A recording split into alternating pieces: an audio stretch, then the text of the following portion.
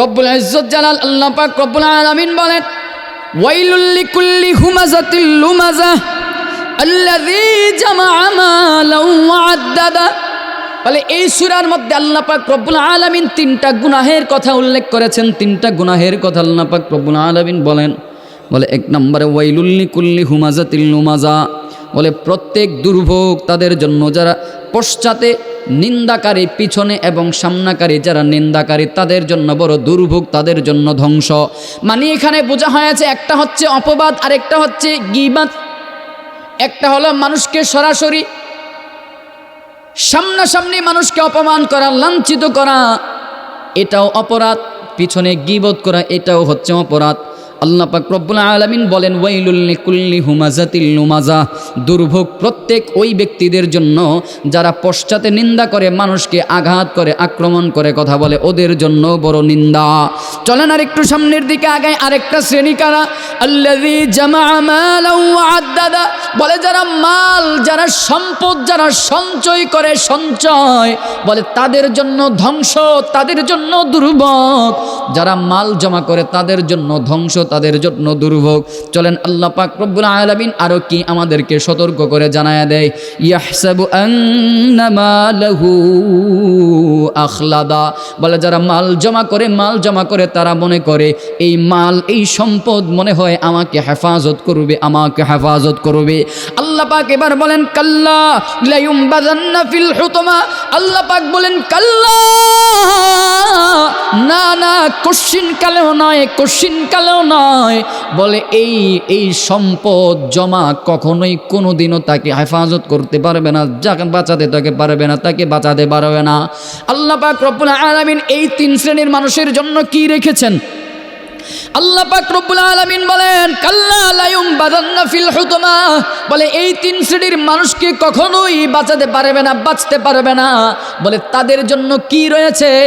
বলে তাদের জন্য লা ইউমবাযান্না ফিল হুতমা, তাদেরকে হুতমা নামক জাহান্নামের মধ্যে তাদেরকে নিক্ষিপ্ত করা হবে। আল্লাহ পাক রসুলকে জানায় দেয়, রসুল আমার, বলে এই তিন শ্রেণীর মানুষকে হুতমা নামক জাহান্নামের মধ্যে তাদেরকে নিক্ষিপ্ত করা হবে।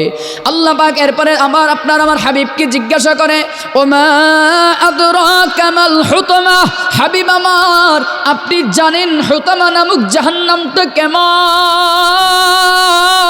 হুতমা নামক জাহান্নামটা কেমন বন্ধু আমার, তুমি কি জানো? মা আদরাকা মাল হুতমা, বলে হুতমা কি, হুতমা সম্পর্কে তুমি কি জানো? আল্লাহ পাক প্রশ্ন করেন, বন্ধু আমার হুতমা কি, তুমি কি জানো?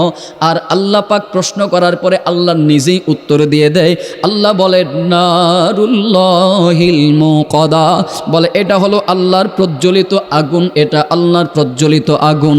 বলে এই হুতমাটা হলো জাহান্নাম, বলে এমন একটা জাহান্নাম, এমন একটা আগুন যেটা হলো প্রজ্বলিত আগুন, যেটা হলো প্রজ্বলিত আগুন। তিলাওয়াত করেছিলাম কালামুল্লাহ শরীফ থেকে সূরা হুজরাতের 12 নম্বর আয়াত। রাসূলুল্লাহ সাল্লাল্লাহু আলাইহি ওয়াসাল্লামের একটা হাদিস আপনাদের সামনে পেশ করেছিলাম। উদ্দেশ্য হচ্ছে গীবাত সম্পর্কে কিছু কথা শোনাবো আপনাদেরকে আমলের নিয়তে। আল্লাহ পাক যেন এর উপরে আগে আমাকে আমল করার তৌফিক দান করেন, বলি আমিন। আরেকটা হাদিস আপনাদেরকে শোনায় নেই শুরুতে। রাসূলুল্লাহ সাল্লাল্লাহু আলাইহি ওয়াসাল্লাম বলেন, মান তাওয়াদা লিল্লাহ রাফাআহুল্লাহ ফাহুয়া ফি নাফসিহি সগীর ওয়া ফি আ'য়ুনিন নাসি আযীম। আওয়াজ করে আল্লাহু আকবার বলেন। রাসূলুল্লাহ সাল্লাল্লাহু আলাইহি ওয়াসাল্লাম বলেন, যে বান্দা আল্লাহ তাআলার সন্তুষ্টির জন্য নিজেকে বিনয়ী করে, মালিকের সন্তুষ্টির জন্য যে বান্দা নিজেকে বিনয়ী করে, আল্লাহ পাক তাকে মানুষের চোখে বড় বানায়া দেয়, মহান বানায়া দেয়। বাংলা একটা প্রবাদ বাক্য আমরা পড়েছি, লোকে যাকে বড় বলে বড় সেই হয়, নিজে যাকে বড় বলে বড় সে নয়। এটা রাসূলের একটা হাদিস। এই হাদিসটা থেকেই প্রবাদ বাক্যটা এসেছে। রাসূল বলেন, মান তাওয়াদা লিল্লাহি রাফাআহুল্লাহ ফাহুয়া ফি নাফসিহি সগীর ওয়া ফি আ'য়ুনিন নাসি আযীম। রাসূলুল্লাহ সাল্লাল্লাহু আলাইহি ওয়াসাল্লাম বলেন, বলে যে বান্দা মালিকের সন্তুষ্টির জন্য মান তাওয়াদা লিল্লাহ, আল্লাহ তাআলার সন্তুষ্টির জন্য যে বান্দা নিজেকে বিনয়ী করে বিনয়ী হয়, আল্লাহ পাক রব্বুল আলামিন ওই বান্দার ইজ্জত সম্মান কেমন বৃদ্ধি করেন। বলে এই বান্দার হালত কেমন, ফাহুয়া ফি নাফসিহি সগীর, বলে এই বান্দা নিজেকে ছোট মনে করে, যখন বান্দা নিজেকে ছোট মনে করে তখনই আল্লাহ পাক তার ইজ্জত সম্মান মানুষের কাছে আরো বাড়ায়া দেয়। আমরা তো সবাই সম্মানের বড় পাগল, ইজ্জত পাওয়ার বড় পাগল, কি বলেন বাবা, তাই না?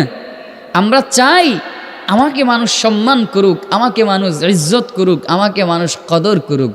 কিন্তু আফসোসের ব্যাপার হলো রসুল ইজ্জত সম্মান পাওয়ার রাস্তা দেখায় গেছেন, সেই রাস্তাটা আমরা অবলম্বন করি না, সেই পন্থা আমরা অবলম্বন করি না। রসুল বলেন ফাহুয়া ফি নাফসিহি সগীর ওয়া ফি আয়ুনিন নাসি আযীম, বলে যে বান্দা নিজেকে ছোট মনে করে আল্লাহ পাক ওই বান্দার ইজ্জত সম্মান মানুষের কাছে আরো বৃদ্ধি করে দেন। সুবহানাল্লাহ। আসেন এবার গীবত সম্পর্কে কথা শুনি, একটু মনে হলো সেজন্য হাদিসটা বলে ফেললাম।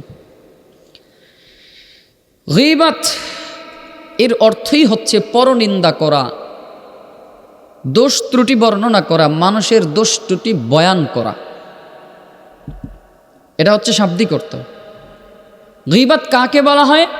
বলে গীবত বলা হয় অপর সম্পর্কে এমন কিছু বলা যা শুনলে সে কষ্ট পাবে।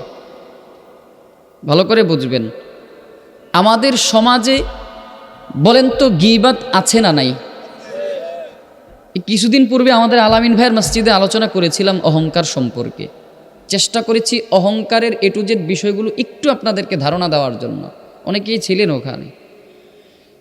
আমাদের মাঝে যেই অপরাধগুলো আছে, যেই সমস্যাগুলো আছে, এই সমস্যাগুলো আগে আমাদের ইসলাহ হওয়া দরকার, আমাদের পরিবর্তন হওয়া দরকার। চলেন সামনের দিকে আগাই। পারিভাষিক অর্থে গীবত বলা হয় কারো অনুপস্থিতিতে, ভালো করে বুঝবেন, কারো অনুপস্থিতিতে এমন কিছু বলা যা শুনলে সে কষ্ট পাবে। সংজ্ঞাটা ভালো করে বুঝবেন, কারো অনুপস্থিতিতে এমন কিছু বলা যা শুনলে সে কি পাবে? কষ্ট পাবে।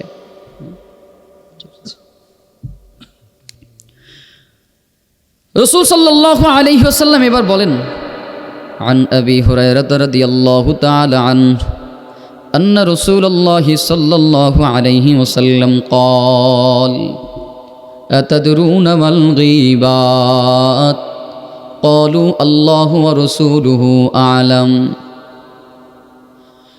আবু হুরায়রা রাদিয়াল্লাহু তাআলা আনহু থেকে বর্ণিত, রাসূলুল্লাহ সাল্লাল্লাহু আলাইহি ওয়াসাল্লাম বলেন, আতাদরুনা মাল গীবাত, ও সাহাবীরা তোমরা কি জানো গীবত কি? গীবত কি তোমরা কি জানো? সাহাবায়ে কেরাম তখন জবাব দিলেন, ক্বালু আল্লাহু ওয়া রাসূলুহু আ'লাম। সাহাবায়ে কেরাম জবাব দিলেন, আল্লাহ এবং তার রাসূলই এই ব্যাপারে সবচেয়ে ভালো জানেন। সাহাবায়ে কেরামের একটা আদত, সাহাবায়ে কেরামের একটা গুণ হলো তারা জানলেও বলতেন আল্লাহু ওয়া রাসূলুহু আ'লাম, না জানলেও বলতেন আল্লাহু ওয়া রাসূলুহু আ'লাম। জানলেও বলতেন আল্লাহ এবং আল্লাহ রসুল ভালো জানেন, না জানলেও বলতেন আল্লাহ এবং আল্লাহ রসুল ভালো জানেন। আজকে আমাদের অবস্থা এমন হয়ে গেল, আমাদের হালাত এমন হয়ে গেল, বলে আমাদের পরিস্থিতি আজকে এমন হয়ে গেল, নিজেকে জাহির করার জন্য, নিজেকে পণ্ডিত প্রকাশ করার জন্য, নিজেকে মহাজ্ঞানী প্রকাশ করার জন্য যেই কোনো বিষয়ে আজকে আমাকে কাউন্টার দিতেই হয়, আমাকে বলতেই হয়, আমাকে কথা বলাই লাগে।